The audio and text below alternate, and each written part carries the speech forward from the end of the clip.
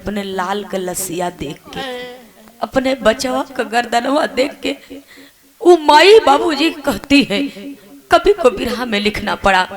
आइए एक बिरहा की प्रस्तुति आपके बीच में है।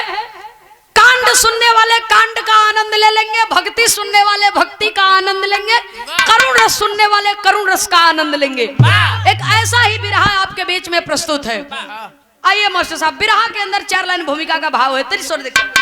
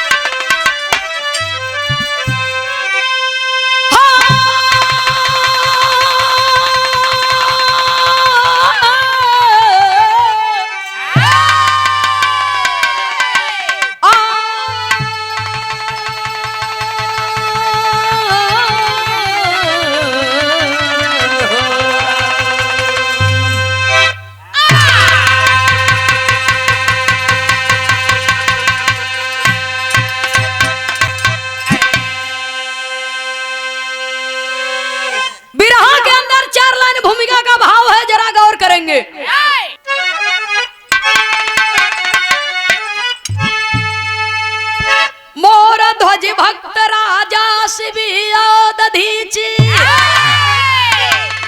भक्ति और शक्ति सबकी तरह से हरी, सच्चा साधु अटल पथ पे चलता सदा, ना विचल हो सका लाख आपदा परी, हरि में जो रम गया हरि भी उसमें रमा, अरे वेद वक्ता आदिम कभी कहा गए, मंगलशाली के कहते कलम करीम ले, भक्ति में लाख आपदा सहज सह गए।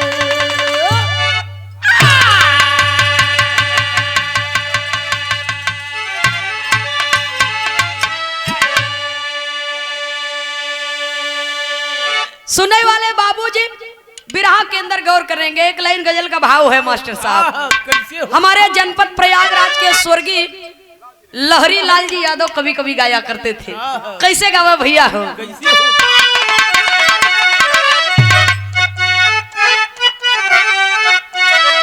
वाह वाह।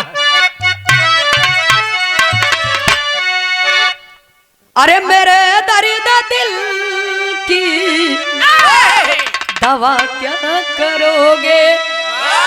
ये ओरिजिनल है लेकिन लहरी गुरुजी गावे। कैसे गावे भैया हो? अरे नया ना बुरा है, नया ना बुरा है, न जाना बुरा है,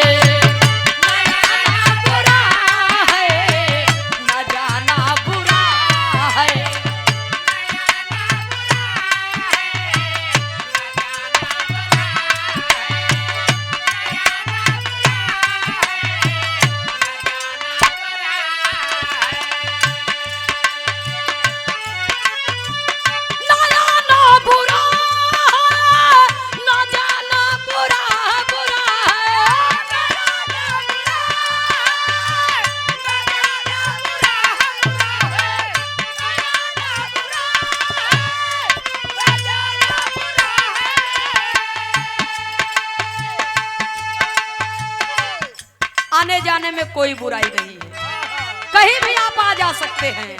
बुरा क्या है? मगर सोचता हूँ, मगर सोचता हूँ जमाना बुरा है, मगर सोचता हूँ जमाना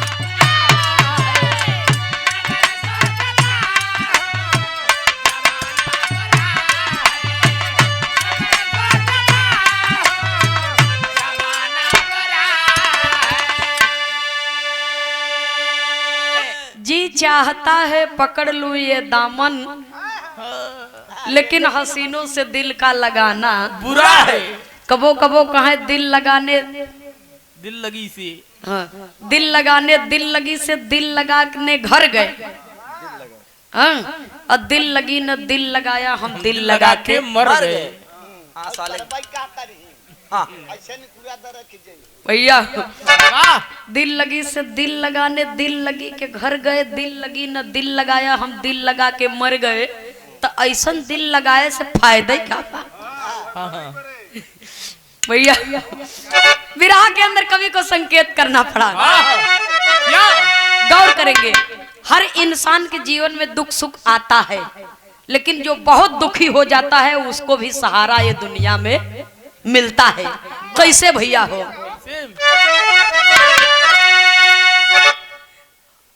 कवि को संकेत करना पड़ा। अरे मिला डूबते को, हे मिला डूबते को तिनके का सहारा, मिला डूबते को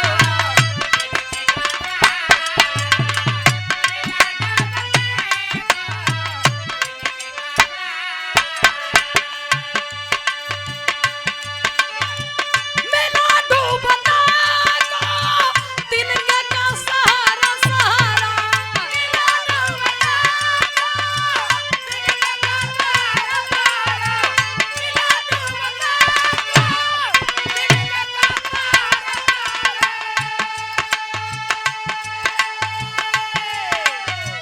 बचाएगा रब तो, बचाएगा रब तो कौन उसको मारा, बचाएगा रब तो कौन उसको मारा, बचाएगा रब तो।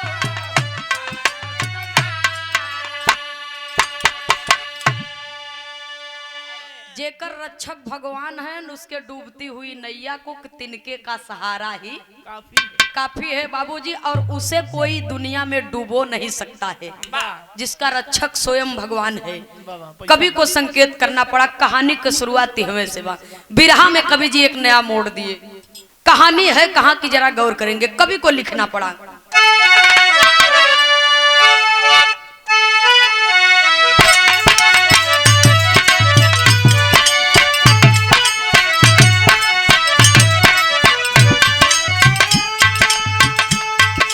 भूप सुमंता भक्त प्रभु के सुघर सुशील मेनका नार लाल अनंता एक गोदी में, राजा रानी करे दुलार बीता समय कुछ दिना प्रेम से, ईश्वर कर दीन हो उपकार कोख भरी रानी की फिर से, नौ मेहमान कथा उद्गार कोख भरी रानी की फिर से।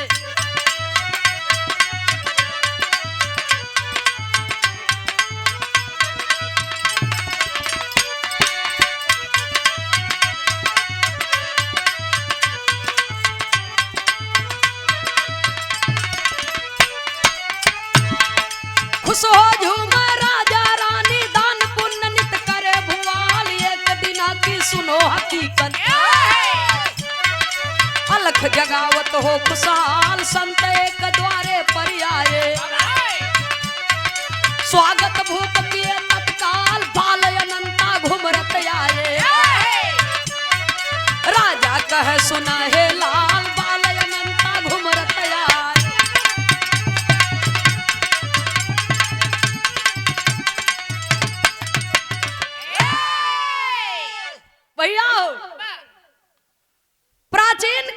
इस धरती पर एक राजा हुआ करते थे, वाह जौने राजा का नाम था राजा सुमंता।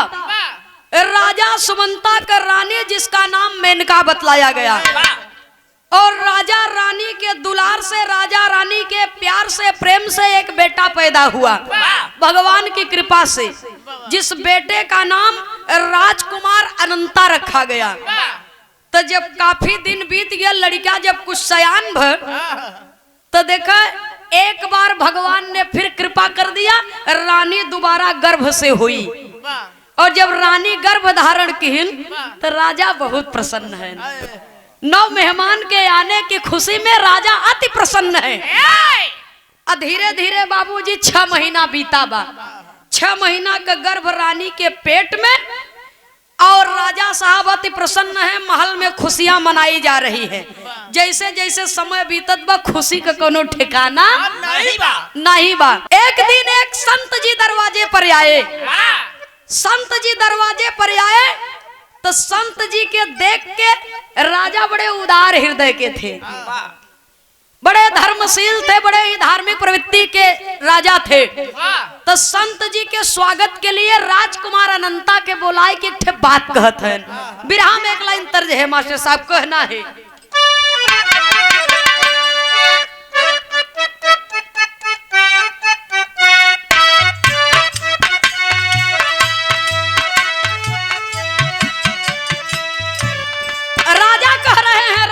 से तर्ज से बढ़िया फर्ज हमारे बिरहा में बा, कहना है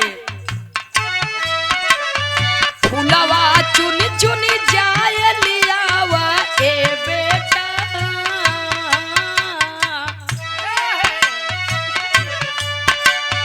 फूलवा चुन चुन जाय लियावा ए बेटा, अरे ए बेटा, अरे ए बेटा। संत के स्वागत में, संत के स्वागत में, संत के स्वागत में फूलवा चुन चुन जाय लियावा ए बेटा, अरे ए बेटा, अरे ए बेटा। जाओ जाओ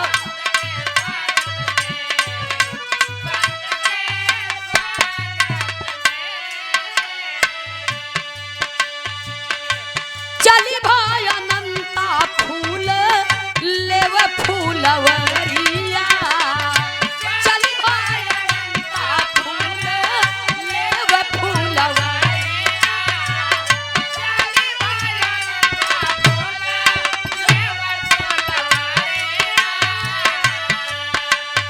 अरे चली भाई अनंता फूल लेव फूलवरिया, साधु सेवा खातिर तोड़े भरी भरी दौड़िया, साधु सेवा खातिर तोड़े भरी भरी दौड़िया, साधु सेवा खातिर तोड़े भरी भरी दौड़िया। अरे क्रूर बहेलिया ते छनयावा ए बेटा, अरे ए बेटा, अरे ए बेटा। संत के स्वागत में, संत के स्वागत में, संत के स्वागत में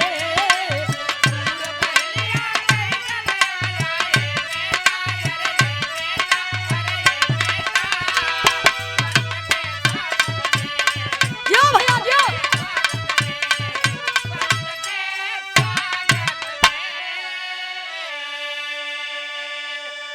राजा अपने लड़का राजकुमार अनंता से कहे जा बगिया में अब बढ़िया बढ़िया फूल चुन लिया वा, संत जी के स्वागत करे बदे।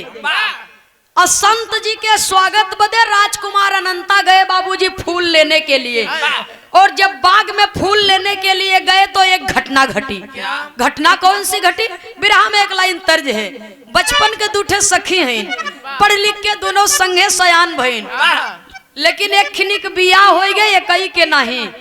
तो जौने के शादी भई बा उ ससुरे से नैहरे जब आवता तो ओकरे मांग के सिंदूर देख के, ओकर सजावट देख के जौने के बियाह नहीं भवा उ पूछता का कहता भैया हो।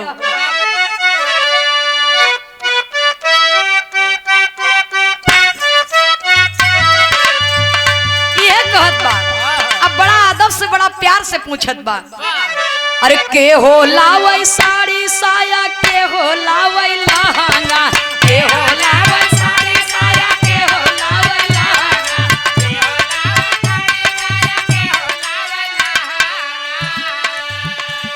अरे के हो लावै साड़ी साया के हो लावै लहंगा के हो लावै आई हो के हो लावै ना त तोहरी मंगिया कैसे ढूरावा के हो लावै ना तोहरी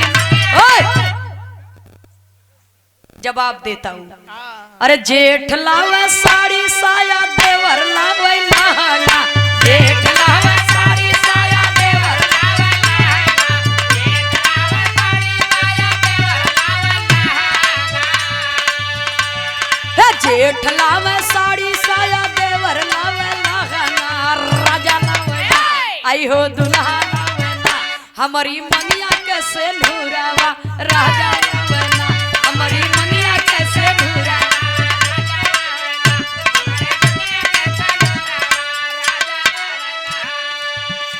लेकिन बिरहा में भाव है सौठी कुत्ता संघवा लैके आइल बासी करिया सौठी कुत्ता संघवा लैके आइल बासी करिया सौठी कुत्ता संघवा लैके आइल बासी करिया सौठी कुत्ता संघवा लैके आइल बासी करिया भूखे तनवाना आई हो भूखे तनवाना जरे छुधा से उदरिया भूखे तनवाना जरे छुधा से उदरिया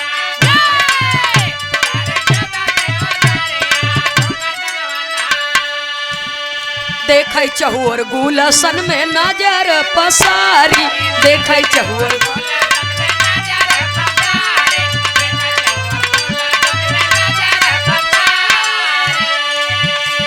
अरे अनंता के देख खुश भइल बा शिकारी अनंता के देख खुश भइल बा शिकारी अनंता के देख खुश भइल बा शिकारी तब मिल गइले आहार पापी काटे बा मौरिया मिल गइले आहार पापी काटे बा मौरिया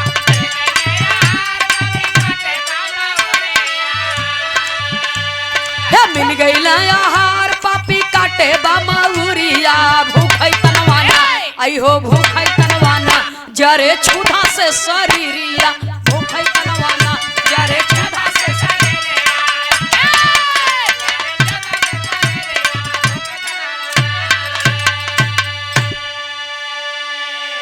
राजा का लड़का राजकुमार अनंता फुलवा तोरत हैं बाबूजी अब मगन हैं एकदम खुश हैं कि आज हमरे दरवाजे पर हमरे पिताजी का भाग्य बा हमार सौभाग्य बा कि संत जी आए हैं और आज स्वयं हम फूल लेकर के जाएंगे और संत जी का स्वागत करेंगे उन्हें फूलों के बिस्तर पर बैठाएंगे और उनके कदमों में फूल चढ़ाएंगे हार पहनाएंगे उनका सम्मान करेंगे लाखों लाखों बात बाबूजी सोच करके वो राजकुमार खुश हो रहा है और तब तक एक शिकारी 100 शिकारी कुत्तों को लेकर के बाबूजी उस फूलों की बाग में आता है और चारों तरफ देख रहा है कि कोई शिकार मिल जाता तो कम से कम हमारे क्षुधा जुड़ाए जाते हम तो भूखा है ये है हमारा कुत्ता भी भूखा है और तब तक उस शिकारी का नजर राजकुमार अनंता पर पड़ गई राजकुमार अनंता तो फूल तोड़ रहे हैं और शिकारी कटार निकाला है बाबूजी और पीछे से गर्दन पर वार कर दिया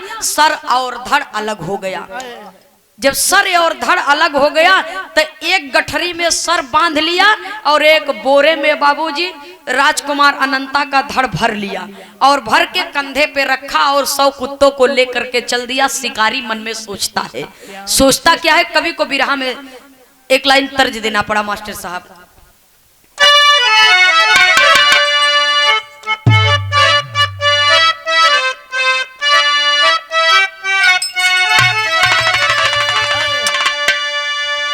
शिकारी सोचता है तर्ज वही है झिलमिल सितारों का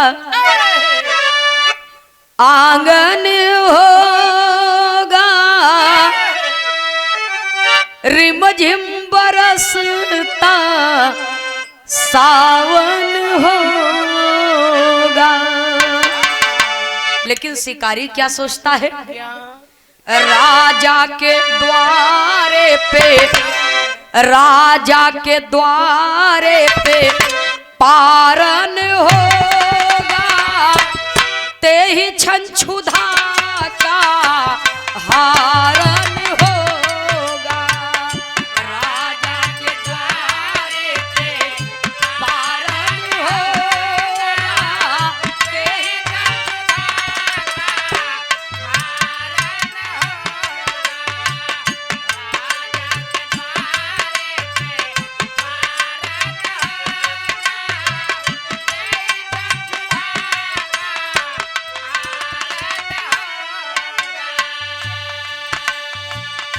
शिकारी सोच रहा है मैं भी भूखा हूं, मेरे कुत्ते भी भूखे हैं। ये शिकारी कुत्ते हैं, ये तो कच्चा मांस खा जाएंगे, लेकिन मैं नहीं खा पाऊंगा। इसलिए मैं चल रहा हूं राजा के दरबार में, और वहीं पर रानी से कहूंगा कि इसको बना करके मुझे दे, मैं भी खाऊंगा और मेरे कुत्ते भी खाएंगे। यही सोचते सोचते राजा के दरबार की तरफ जब बढ़ता है तो हुआ क्या, बोरावा में बचावा के लाश लइके आवले, राजा के सन्मुख शिकारी तब कहले, राजा के सन्मुख शिकारी तब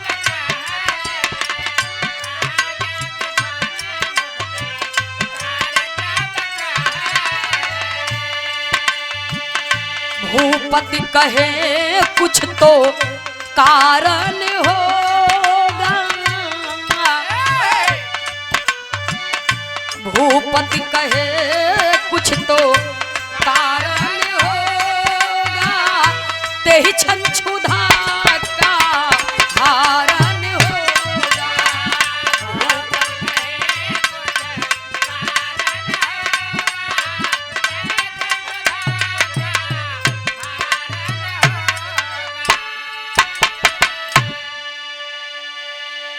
सुनने वाले बाबूजी, राजा तो खुश हैं अपने मन में कि अभी मेरा बेटा आएगा फूल लेकर के और मैं संत जी का स्वागत करूंगा, इनका सम्मान करूंगा। रानी भी अति प्रसन्न है, लेकिन तब तक बाबूजी दरवाजे के बाहर से एक आवाज आई। शिकारी आवाज दे दिया, अलख जगा दिया, और जब अलख जगा दिया तो राजा साहब भीतर से बाहर निकल करके आए। जैसे आप लोग बैठ करके बिरहा सुन रहे हैं, ऐसे तमाम लोग बाबूजी हैं राजा के दरबार में। सब लोग पारी के पारा बाहर निकल के आते हैं। बाबूजी जब देखते हैं ये शिकारी, और शिकारी के साथ में 100 शिकारी कुत्ते भी हैं। आपको क्या चाहिए? राजा साहब ने कहा कोई न कोई कारण होगा तभी तो आया है दरवाजे पर। आइए, आपका स्वागत है। आज तक हमारे दरवाजे पर कोई भी अतिथि आया है, कोई भी याचक आया है तो निराश होकर के दरवाजे से नहीं गया है। कहिए आपको क्या चाहिए? जब इतना बतिया शिकारी सुनता तो कहता है आपसे कुछ नहीं चाहिए, अपनी रानी को बुलवाइए, अपनी रानी को बुलवाइए, आपसे कुछ नहीं चाहिए। रानी आएंगी तो मुझे भोजन बना करके देंगी। आपको भोजन ही चाहिए ना? बैठ जाइए। नहीं बैठूंगा नहीं, पहले अपने रानी को बुलवाइए। राजा और रानी को क्या पता बाबूजी कि जिस सुमन को मैं भेजा हूँ सुमन लाने के लिए, वो लौट करके दोबारा आएगा ही नहीं। उन्हें क्या खबर। तो बिरहा में थोड़ा सा करुण रस का भाव यहाँ पर कवि जी लिखते हैं। रानी साहिबा जब सुनती हैं बाबूजी तो महल से चलती हैं, और जब चलती हैं तो किस भाव में कवि को लिखना पड़ा बाबूजी।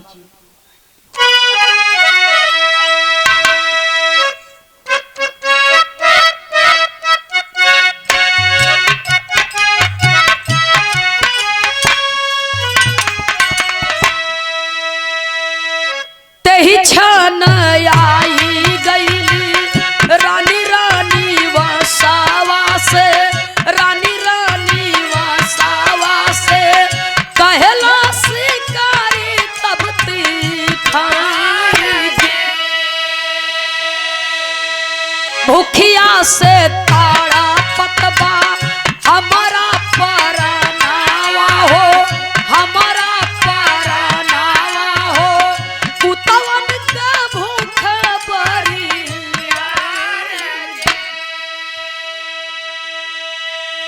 ए रानी साहिबा, मैं आपके दरबार में आया हूँ, आपके द्वारे पर आया हूँ। मैं भी भूख से तड़प रहा हूँ, मेरे कुत्ते भी भूख से तड़प रहे हैं। आपके पति बड़े धर्मात्मा है और आप भी परमात्मा की बहुत बड़ी भक्तन हैं, इसलिए मैं आपसे निवेदन करता हूँ, मेरी बात सुनिए। बोरावा से मासिया के टुकड़ा निकाली लेबू, टुकड़ा निकाली लेबू, मान लेबू बातिया हमार जी। अरे बोरावा के खोल रानी जाई के बंधनावा हो, जाई के बंधनावा हो, लसिया के रंगली निहार जी। बिरहा सुने वाले बाबू भैया माता बहन लोग जरा गौर करना। शिकारी कहा आपको ज्यादा मेहनत करने की जरूरत नहीं है, मैं अपना शिकार स्वयं लेकर के आया हूँ। कंधे पर जो बोरा रखा था उसे नीचे उतार करके रख दिया, नीचे उतार करके रख दिया।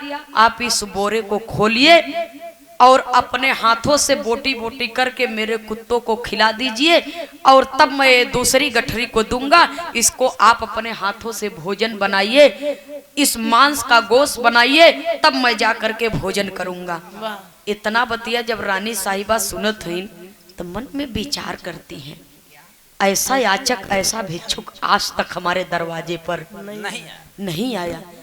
ये कैसी विचित्र बातें कर रहा है, लेकिन कोई बात नहीं है, हमारे दरवाजे पर आया है तो ये निराश होकर वापस नहीं जाएगा।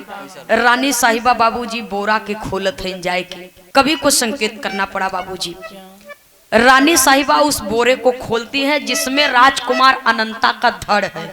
सर तो अलग गठरी में है, लेकिन धड़ है। जब बोरावा के जाए के खोलत है तो रानी साहिबा जब देखती हैं उस लाश पर वस्त्र को, तो एक बार ठिठक गई, 2 कदम पीछे हट गई, फिर आगे बढ़ती है। इस लाश के ऊपर तो ऐसा ही कपड़ा है जैसा मेरा बेटा अनंता पहनता है, ये तो मेरे बेटे के जैसा इसका भी वस्त्र है। फिर सोचती है कि नहीं, ये मेरा बेटा नहीं हो सकता, वो तो फूल लेने गया है, वो तो अभी फूल लेकर के आता ही होगा। शिकारी तब तक बोल पड़ा कि रानी साहिबा क्या सोच रही हैं। अरे इस बोरे से लाश को निकालिए और मेरे कुत्तों के लिए भोजन तैयार कीजिए। और तब तक दूसरी गठरी भी उतार करके रख दिया। और जब रख दिया बाबूजी, तो उसको छोड़िए, इसको भी जरा देख लीजिए, इसको देखिए और भोजन बना करके मेरे लिए ले आइए। जैसे रानी साहिबा जाए के बाबूजी वो गठरिया के खोलत हईन, गठरी खोलते मान खून से लथपथ बेटे राजकुमार अनंता का सर उस गठरी में देखती है बाबूजी, तड़ाक से गिर पड़ती है और बेहोश हो जाती है। और जब बेहोश हो जाती है बाबूजी, तो रानी के मुंह पर पानी का छींटा मारा जाता है। रानी साहिबा होश में आती है। उस माँ के कलेजे से कोई पूछे बाबूजी, जिसके बेटे का कटा हुआ गर्दन उसके सामने पड़ा हुआ है। आज भी अपने हिंदुस्तान की भक्ति में लाखों माओं के बेटे का कटा हुआ सर, कटी हुई बाहें, कटा हुआ पैर और कटा हुआ गर्दन, एक एक बोटी कभी कभी तो ऐसा देखने को मिलता है। बेटा शहीद हो जाता है तो उस बेटे की लाश आती है जब घर पे, तो उस माँ से कोई पूछे बाबूजी कि जेकर बेटवा ये दुनिया से चला गया, जिसका लाल शहीद हो गया, उस माँ को क्या महसूस हो रहा है। वो माँ कभी नहीं कहेगी कि मेरा बेटा मर गया, मुझे गर्व महसूस हो रहा है। अरे माई का लाल मर जाई, माई कबो कही न बाबूजी। माँ की पीड़ा केवल माँ ही समझ सकती है। जरा आप कल्पना करेंगे, समझेंगे अपने विचार में, और मेरे इस भाव को वो समझेगा बाबूजी। हम किसी का दिल दुखाने के लिए ये बात नहीं कहते, लेकिन दुनिया में विधाता दुख सुख सबको देता है। जो अपने बच्चे को इस दुनिया से खो दिया हो बाबूजी, उस माता पिता के दिल से जरा पूछिए कि उनके ऊपर क्या गुजर रही है। माई अपने लड़कवा का लसिया देख के दहाड़ मार के रोते रोए के कहत काहे। बिरहवा में एक लाइन तर्जबा मास्टर साहब।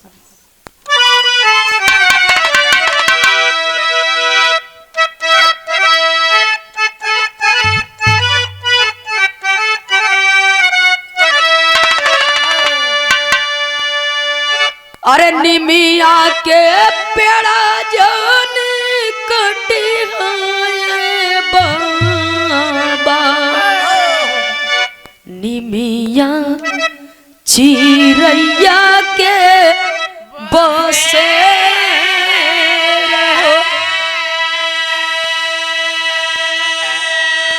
लेकिन माई का कहत है अपने लाल का लसिया देख के, अपने बचवा का गर्दनवा देख के वो माई बाबूजी कहती है, कभी को बिरहा में लिखना पड़ा।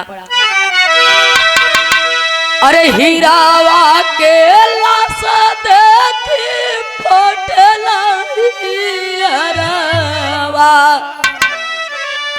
हीरावा के लाशा देखी फटला हीरावा, माई रोवे पिटी के कपार हो, माई रोवे पिटी के कपार हो।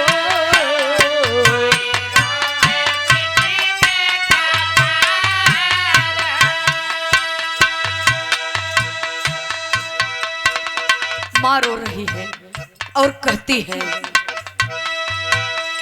आई हो विधाता कैली कवन कसुरवा, आई हो विधाता कैली कवन कसुरवा, सुनी कैला गोदिया हमार हो, सुनी कैला गोदिया हमार हो।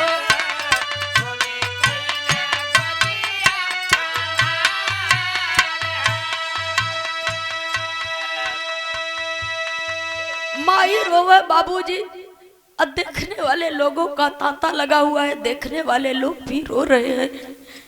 देखने वाले लोग बाबूजी अपने हृदय पर हाथ रख लिए कि वाह मालिक वाह, तेरी भी लीला बड़ी गजब है। एक ही बेटा था और दूसरी खुशी इस माँ को दिया तो उससे ज्यादा दुख दे दिया। अरे ये दुनिया में इस माँ का कलेजा पत्थर का है जो अपने बेटे को इस हालात में देख रही है फिर भी जी रही है। बाबूजी माँ कहती है,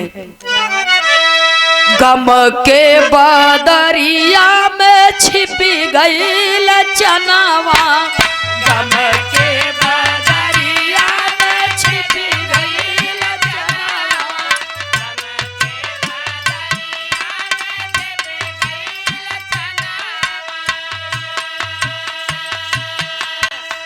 असुआ से भरी गई सबके नयनवा, असुआ से भरी गई सबके नयनवा,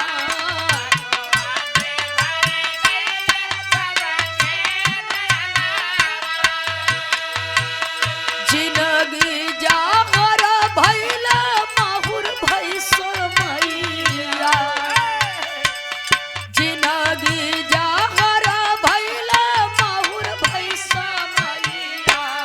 कैसे के करी सत्कार हो, कैसे के करी सत्कार।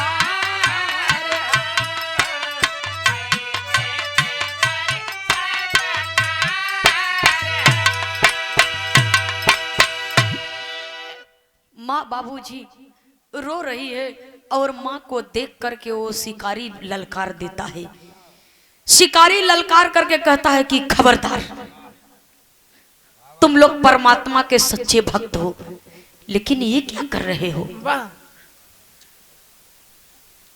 राजा मोरध्वज अपने सत्य को बचाने के लिए अपने बेटे ताम्रध्वज पर आरा चला दिए थे, लेकिन जरा गौर करेंगे बाबूजी, ये दुनिया में एक से बढ़कर के एक राजा पैदा हुए जिनको कठिन से कठिन परिस्थितियों से गुजरना पड़ा, तब जाकर के इतिहास में उनका नाम स्वर्ण अक्षरों से अंकित किया गया।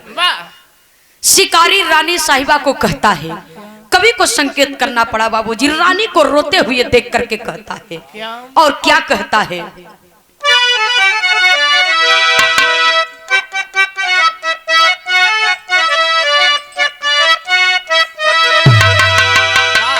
अरे गिरी जब आसी आता। और रानी साहिबा मेरी बात सुनो, अरे गिरी जब आसी आता मसीहा बेकार बा। गिरी जब आसी आता मसीहा बेकार बा।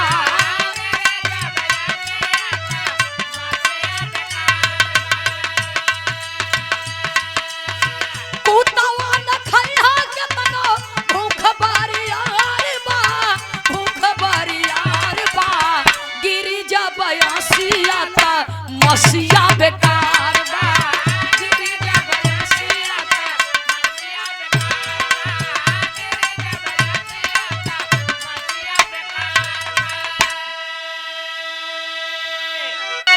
शिकारी कहता है कि सुनिए, आपने बेटे के मोह में अपना धर्म छोड़ दिया और रो दिया। आपने रो दिया। अब ये मेरे इस मांस को मेरे कुत्ते नहीं खाएंगे, ये बेकार है। कुत्तवा न खई है कितनो भूख बरियार बा। राजा मोरत ध्वज के लड़का ताम्रत ध्वज के बाई आंख से आंसू गिरी थी, तो ताम्रत ध्वज ने कहा था कि दाहिना अंग मेरा सार्थक है और बायां अंग मेरा किसी काम का नहीं है, इसलिए अपने दुर्भाग्य पर रो रहा हूँ। लेकिन देखिए बाबूजी, सर और धड़ अलग हो गया।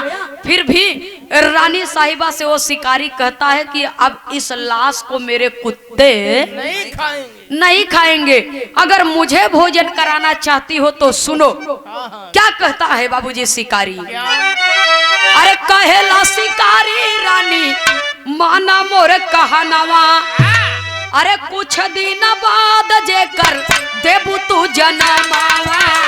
कुछ दिन बाद जेकर देबू तू जनमावा।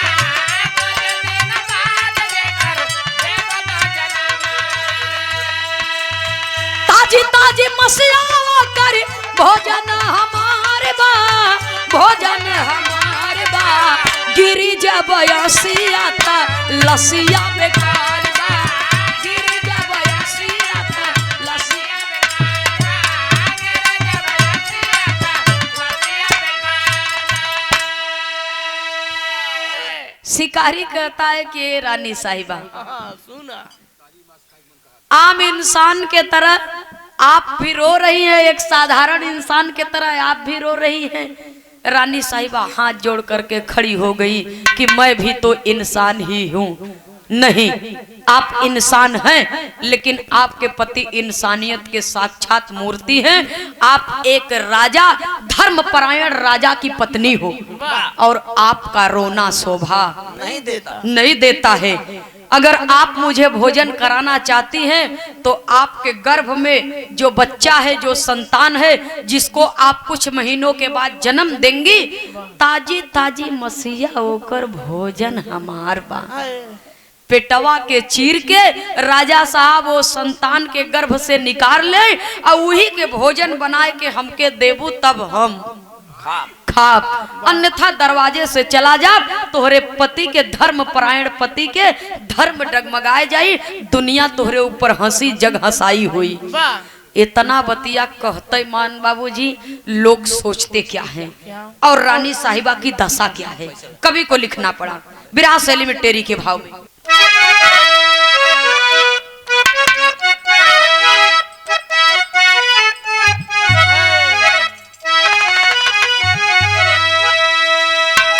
अरे मोरे राम, अरे शिकारी भोजन लाल के करी,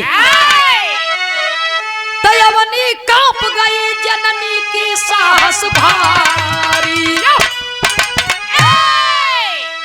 धरती कांप गई जननी की साहस भारी, शिकारी भोजन लाल के करी।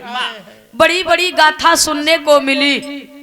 राजा हरिश्चंद्र अपना सब कुछ दान में दे दिए बाबूजी। भक्ति के कारण राजा मोरत ध्वज अपने बेटवा पर आरा चला दिए, लेकिन ऐसा कठोर हृदय का याचक आज तक मैंने नहीं देखा। लोग चर्चा कर रहे हैं। राजा साहब ने इनकार कर दिया कि ये मेरे बस की बात नहीं है। जग हंसे तो हंसे, लेकिन मैं हत्या अपने सर पर नहीं लूंगा। लेकिन रानी साहिबा महल के भीतरी जाए के राजा साहब के समझावत है, समझाए के कहत का है। बिरहा में पपट के लाइन में लिखना पड़ा।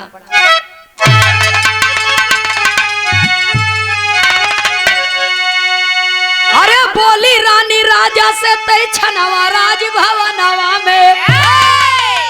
अरे बोले रानी राजा से तय छनवा राज भवनवा में।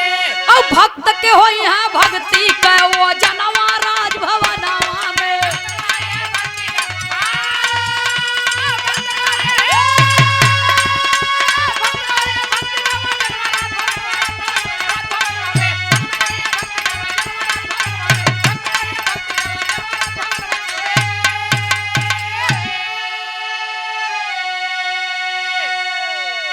अरे धर्म बचाला स्वामी चाहे जाए मोर पर नवा हो। अब मांगन पूरा करी दयन कर चीरा हमारा तनावा हो। अरे कीर्ति अमर हो जाए जग जहानवा राज भवनवा में। और लिए कटारी राजा चीरा तनावा राज भवनवा में। सुनने वाले बाबूजी, रानी साहिबा कह रही है कि सुनिए राजा, भक्त का भक्ति का वजन आज होई। अगर कीर्ति अमर करना है तो आप मेरा मोह मत कीजिए। ये नाश्वर शरीर है, मिट्टी से बनी है, एक दिन तो मिट्टी में मिलना ही है। तो जग हंसाई कराए के ये दुनिया में आपके काम मिली। आप कटारी उठाइए और मेरे पेट को चीर करके गर्भ से बच्चे को निकाल लीजिए, आपकी कीर्ति अमर हो जाएगी ये दुनिया में। धर्म परायण राजा है, लेकिन निभा कौन रहा है? रानी साहिबा। धर्म परायण राजा है, लेकिन धर्म को निभा रही है रानी साहिबा। कवि को संकेत करना पड़ा। रानी साहिबा के कहने पर राजा साहब हाथ में कटारी उठा लिए और करते क्या है? आल्हा में कवि को लिखना पड़ा।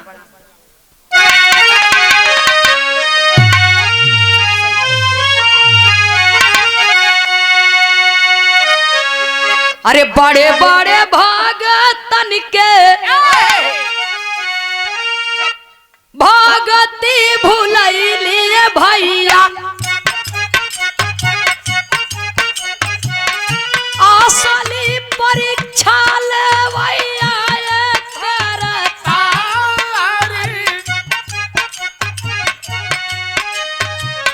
लेकिन सच्चा भक्त नहीं भगती के छोड़ी है पंचो।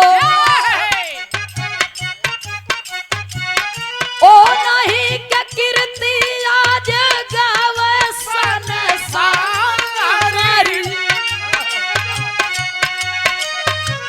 सुने वाले बाबूजी, बड़े बड़े भक्तों की भक्ति डगमग हो गई। बड़े बड़े संतों, बड़े बड़े तपस्वियों के तपस्या भंग हो गई। असली परीक्षा की बारी आई तो, लेकिन सच्चा भक्त अपने भक्ति के पथ से डगमगा नहीं सकते, विमुख नहीं हो सकते। इसलिए कहना है, बेटावा के चिरतई है उड़ी गईला सुगनावा भैया। गर्भवा से राजा लिहला लाल के निदान।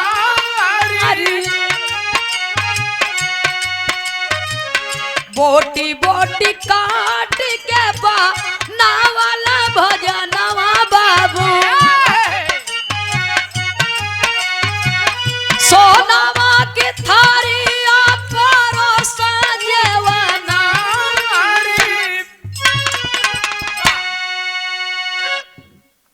रानी साहिबा के कहने पर राजा साहब कटारी उठाए बाबूजी, और भगवान का नाम लेकर के ये दुनिया में यही दिन देखना बाकी रह गया था। ए प्रभु, एक कैसी भक्ति है आपकी, कैसी माया है आपकी, और कैसी विडंबना है ये। समय का चक्र देखिए, जिस पत्नी की रक्षा करने के लिए अग्नि का 7 फेरा लेते समय मैंने वचन दिया, आज उस पत्नी को अपने ही हाथ से मुझे मारना पड़ेगा। जिस पुत्र की रक्षा करने के लिए पिता ये दुनिया में क्या से क्या नहीं कर देता, औलाद का गम फौलाद को पानी बना देता है, आज उसी संतान की हत्या मुझे करनी पड़ेगी।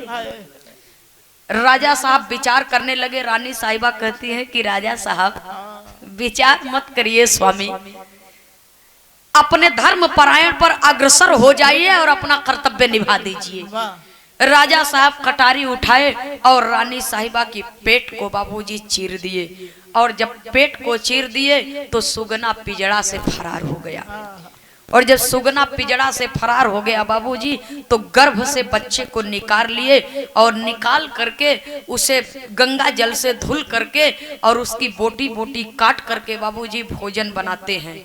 और जब भोजन बनाते हैं तो थलिया में भोजन परोस के ले जाते हैं जब शिकारी के आगे, तो शिकारी कहता है, चारों तरफ देखता है और देख करके बाबूजी राजा साहब से एक बात कहता है। कवि को संकेत करना पड़ा, स्वर्गीय दद्दा पंधारी के धुन में गीत के लाइन में लिखना पड़ा। वो शिकारी कहता क्या है राजा से,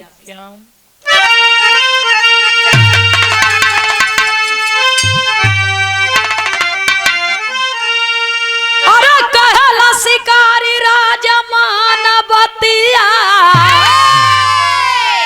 कहला शिकारी राजा मानवतिया, कहवा गईली तोहरी रनिया जीवन के सथिया।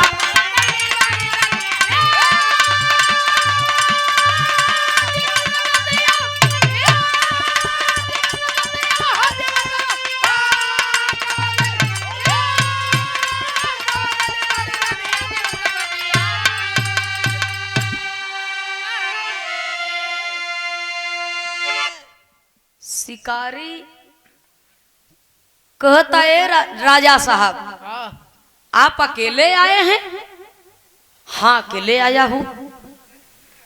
आपकी पत्नी कहाँ है? कहवा गईली तोहरी रनिया जीवन के सथिया। तब तो राजा साहब अपने कलेजा पर हाथ रख करके बाबूजी सोचने लगे कि शिकारी के भेष में न जाने तुम क्या बन करके आए हो हमारी जिंदगी में।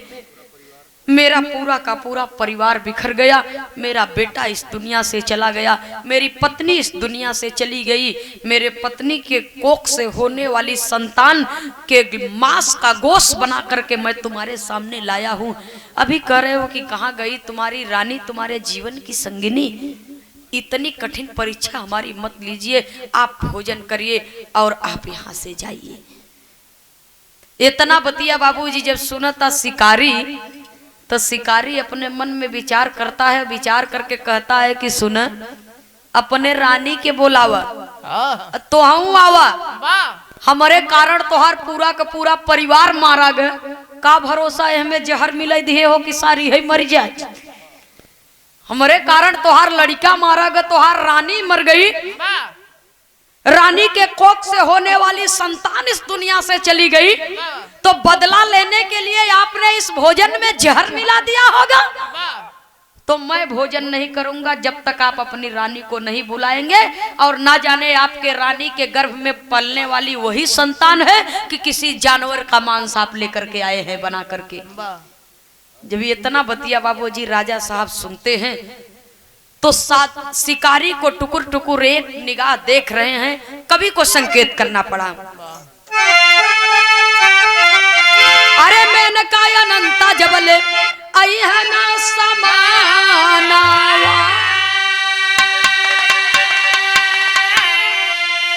तबले नाही करबै तोरे द्वारे भोजनवा।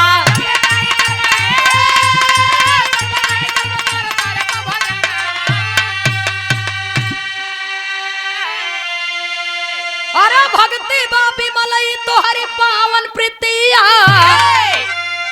तब शिकारी मुस्कुरा दिया और कहता है, अरे भक्ति बाबी मलई तोहरी पावन प्रीतिया, कहवा गईली तोहरी रनिया जीवन के सथिया।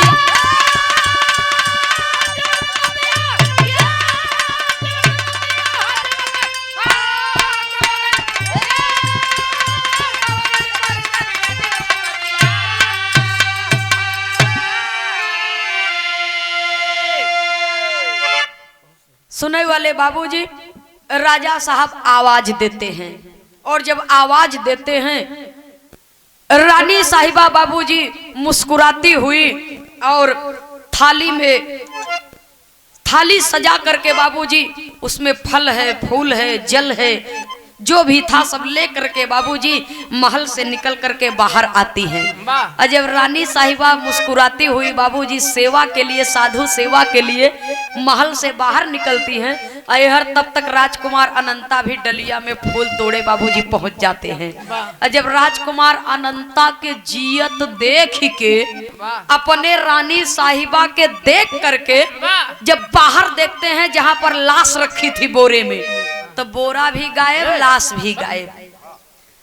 और जब भीतर जाए के देखत हैं बाबूजी, तो भीतर तो जैसे पहले खुशनुमा माहौल था वैसे ही है, सब लोग खुशियां मना रहे हैं। रानी साहिबा कहती है कि क्या हुआ स्वामी, आप ऐसे मुझे क्यों देख रहे हैं, आप इस नजर से मुझे क्यों देख रहे हैं, मानो जैसे आप बहुत दिन के बाद मुझे देख रहे हो। राजा साहब दौड़ करके शिकारी के चरणों पर गिर पड़े कि आप कोई साधारण मनुष्य नहीं है, आप जो भी हैं अपने असली रूप में आइए, मुझे दर्शन दीजिए, मुझे बताइए। तो चतुर्भुज रूप धारण करके श्री हरि भगवान विष्णु जी प्रकट हो गए बाबूजी, और जो 100 कुत्ता शिकारी के रूप में आए थे, शिकारी कुत्ते के रूप में थे, वो कोई और नहीं स्वयं भगवान भोलेनाथ और उनकी माया थी बाबूजी। और जो संत पहले आए थे वो भी कोई और नहीं, वो स्वयं भगवान ब्रह्मा जी थे। तो श्री हरि भगवान विष्णु जी हर युग में जब जब उनका कोई भी भक्त धर्म परायण के रास्ते पर चला है, तब तब भक्त के भक्ति का वजन करने के लिए भगवान अपने भक्तों की परीक्षा लेने के लिए कोई न कोई रूप धारण करके इस धरती पर आए हैं। कवि को संकेत करना पड़ा बाबूजी, तीनों देवताओं का दर्शन पा करके, त्रिदेव का दर्शन पा करके पूरी की पूरी पब्लिक कृतार्थ हो गई। राजा साहब हाथ जोड़ करके खड़े हो गए, रानी साहिबा आप सबको क्या चाहिए, मुझे क्या चाहिए प्रभु। ये दुनिया में बहुत से ऐसे लोग हैं, हमारे देवलोक में चर्चा होती है, अभी अभी आप लोगों ने सुना न कि भगवान हमार परीक्षा ली है, लेकिन कलयुग में ऐसा क्यों को परीक्षा मत ली है। कोई अपन बेटवा काट के खियाई न, लाठी ले दौड़ा ले, केहू किया जाबा ऐसा कहबा तो तोही के काट दी है मनई। कलयुग में ऐसा परीक्षा मत ली है। लेकिन हमारे देवलोक में चर्चा होती है कि धरती किस चीज पर टिकी है, इसलिए प्रमाण देने के लिए हम तीनों भाई यहाँ पर प्रस्तुत हुए कि धरती धर्म पर टिकी है, धरती भक्ति पर टिकी है और धरती सत्य पर टिकी है। जिस दिन सत्य बाबूजी चला जाएगा इस धरती से, उस दिन सूर्य चंद्रमा अपना अपना रास्ता बदल देंगे। इसलिए सत्य का साक्षात प्रमाण है हमारे भैया राम नरेश पाल जी, नर सेवा नारायण सेवा। जो समाज की सेवा कर लिया, जो ये दुनिया में बाबूजी अपने दरवाजे पर इतना विशाल भंडारा करके पूरे समाज को अपने दरवाजे पर भोजन करा दिए, मानो साक्षात भगवान को भोजन करा दिए और साक्षात भगवान का दर्शन आपको मिल गया और साक्षात भगवान की सेवा आपने कर ली। आखिरी लाइन में गुरु घराने के परिचय के साथ में कवि को संकेत करना पड़ा। तो ऐसे ऐसे भक्तों की देन है, सत्यवादी राजाओं की देन है, जो सत्य पर यह पृथ्वी टिकी हुई है बाबूजी। तो इंसान हर रोज पैदा होता है, हर घर में पैदा होता है, लेकिन इंसानियत कभी कभी जन्म लेती है इस धरती पर। आखिरी लाइन में गुरु घराने के परिचय के साथ में कवि को लिखना पड़ा।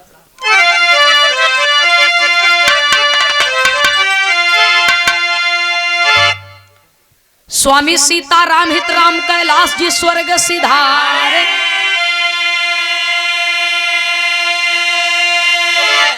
मंगल यादव शालिग्राम कवि सुंदर गीत सवारे। अरे राम शिकारी भोजन लालन के करी, हे बाबू शिकारी भोजन लालन के करी, आनंदनी खेमराज परम मैहर की बलिहारी, शिकारी भोजन लालन के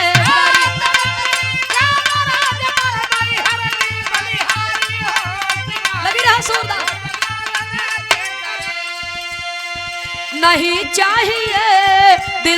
दुखाना किसी का नहीं चाहिए, दिल दुखाना किसी का नहीं चाहिए, दिल दुखाना किसी का।